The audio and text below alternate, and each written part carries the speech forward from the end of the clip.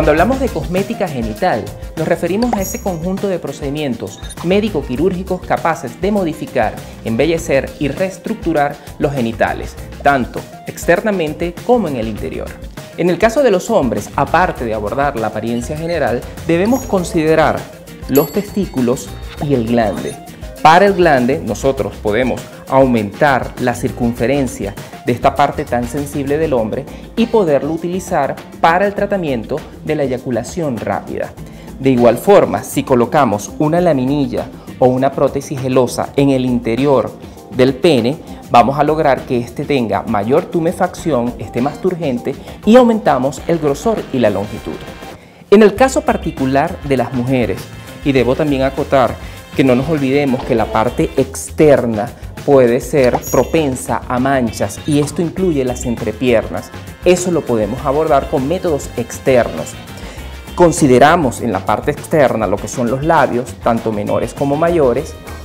Damos una mayor sensibilidad con el uso de sustancias que puedan aumentar la tumefacción y en el caso de la cavidad, poder reestructurar las paredes de la vagina para hacerla más estrecha y en este sentido dar más placer. Debemos considerar de igual manera el ano como un orificio genital y esto es compartido tanto para hombres como mujeres en el caso de las relaciones sexuales anales.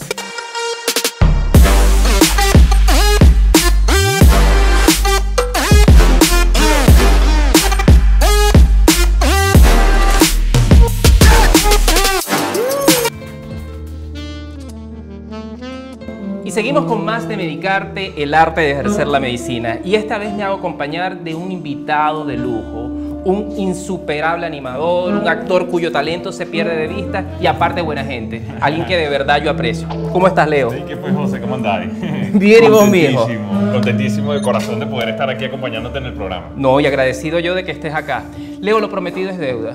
¿Te acuerdas que siempre hemos hablado por qué no hacer un programa de esto y no había una televisora que se arriesgara a hablar de faloplastia? Eso es correcto. Bueno, para contarles a las personas que nos están viendo, José Gregorio y yo hemos estado frente a una cámara en diferentes oportunidades hablando acerca de innumerables cantidades de temas en cuanto a la medicina, en cuanto a la cirugía y en cuanto a esta técnica en la que él se especializa y forma parte de estas 3 personas en toda Latinoamérica formados para esta técnica que se llama la faloplastia. Bueno, a veces es difícil abordarlo frente a una cámara, ¿no? Así es. Bien sea porque a nivel de producción es algo complicado de elaborar y tampoco se sabe muy bien cómo se va a digerir como televidente. Y lo importante también, Leo, es que la gente entienda que esto es parte del ser humano, parte de la anatomía. Claro, y eso es a lo que voy. Tenemos que hablar de esto. La gente tiene que saber que existen este tipo de técnicas. Y en este caso, José Gregorio, como especialista, es creo que la persona indicada para que yo le haga preguntas. Porque siempre hemos dicho, ¿cuándo lo vamos a hablar? Y yo creo que la gente primero necesita saber qué es la faloplastia. Bueno, te cambio el testigo. Ahora tú eres el moderador, claro, y yo voy a preguntar. Eso me gusta. La faloplastia. La faloplastia es una técnica derivada de la cirugía plástica. El padre de la faloplastia moderna es el doctor Almir Nakul, que es un cirujano plástico brasilero que ideó una técnica donde a través de una microcánula, que es una aguja muy pequeña, yo puedo colocar un implante, ¿ok?, para lograr aumentar el grosor y la longitud del pene.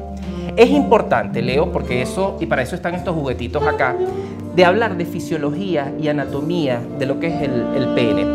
El pene es un cilindro y tiene 3 partes. Tiene la parte muscular a través de los cuerpos cavernosos del pene, tiene la parte vascular, en este modelo anatómico se vería esto, que es a través de la vena dorsal del pene y las arteriolas que se meten dentro de los cuerpos cavernosos para que se llene de sangre. Y también está la parte neuronal, que es el nervio pudendo, lo que te da la sensibilidad.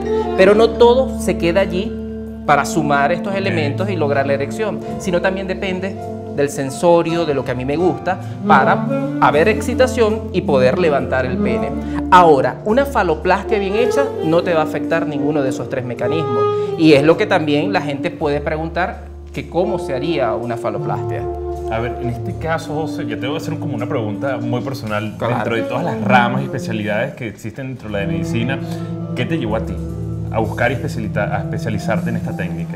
Te lo digo que esto es parte de mi especialidad, ¿ok? Yo soy cirujano bioplastista y dentro de esa rama, esa subespecialidad de la cirugía plástica, está la parte de la faloplastia.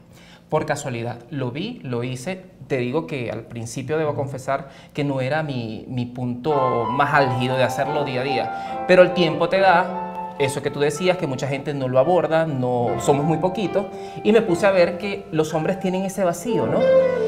El pene está asociado al poder, al dominio, pero paradójicamente los hombres tenemos miedo de hablar acerca del pene. Y es importante poder abordarlo. Entonces me decidí y dije, bueno, vamos a hacerlo. Y a veces aún hablándolo nos escudamos en comentarios que no son muchas veces los apropiados, ¿verdad? Exactamente. En este caso, José, ¿qué tipo de pacientes son los que llegan? Cuando un paciente llega, toca la puerta, supongo que, bueno, se llena de valor porque a veces hay tantos tabúes en la sociedad. Regularmente llega, ¿por qué? ¿Qué es lo primero que le incentiva?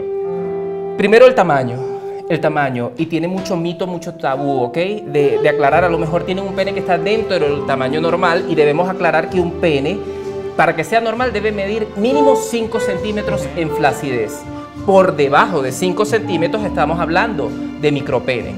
Ahora, en erección se deben sumar de 5 a 8 centímetros a esos 5 centímetros de base. Ese es uno. ¿Cuántos centímetros tiene que crecer? De 3 a 8 centímetros dentro de la erección. Ahora, por debajo de los 5 centímetros en flacidez, nosotros estamos hablando de un micropene. Ese es la principal motivo de consulta. Ahora bien, hay otro, la eyaculación rápida, ¿ok? La eyaculación precoz. Si nosotros modificamos la técnica de Almir Nakul, el doctor DJ Moon, hipertrofiamos, aumentamos el glande, y esto va a disminuir el estímulo nervioso y va a haber una prolongación de lo que es la eyaculación. Nuestro equipo de producción siempre nos apoya, ¿ok? Y por eso tenemos a nuestros modelos. Porque una de las cosas que la gente tiene en la cabeza es que el tamaño está relacionado a la raza, a la edad, al tamaño del pie.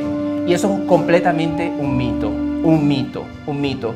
Pueden existir individuos de mayor edad que tienen un pene mucho más grande y igual son potentes virilmente, como también puedes tener alguien oscuro cuyo pene es más pequeño que alguien blanco.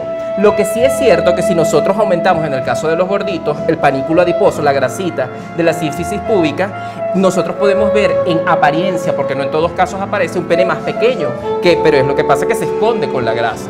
Entonces, todos esos mitos hay que derrumbarlos. Vale, acá tenemos 5 ejemplos. Además que lo bueno de esto es que tenemos personas de diferentes contexturas físicas, de diferentes razas, de diferentes edades. Y con esto último que acabo de decir, en cuanto a las edades, te pregunto, ¿hay alguna en específico o algún margen de edades en las que recomienden hacer todo paciente, todo individuo de más de 12 años de edad? Hay casos puntuales de adolescentes que necesitan una faloplastia.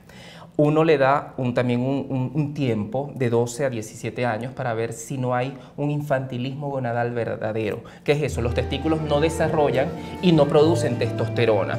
Si nosotros vemos que un muchachito está después de los 14, 15 años y tiene unos genitales infantiles, hay que ver desde el punto de vista endocrinológico cómo están esos testículos. Ahí estamos hablando entonces de querer operarse a necesitar operarse, que podrían ser dos cosas muy diferentes. Exactamente.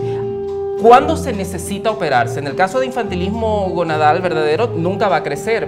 Entonces tenemos que llevarlo al endocrinólogo. Yo se lo voy a corregir en la apariencia, pero mejora la función de los testículos.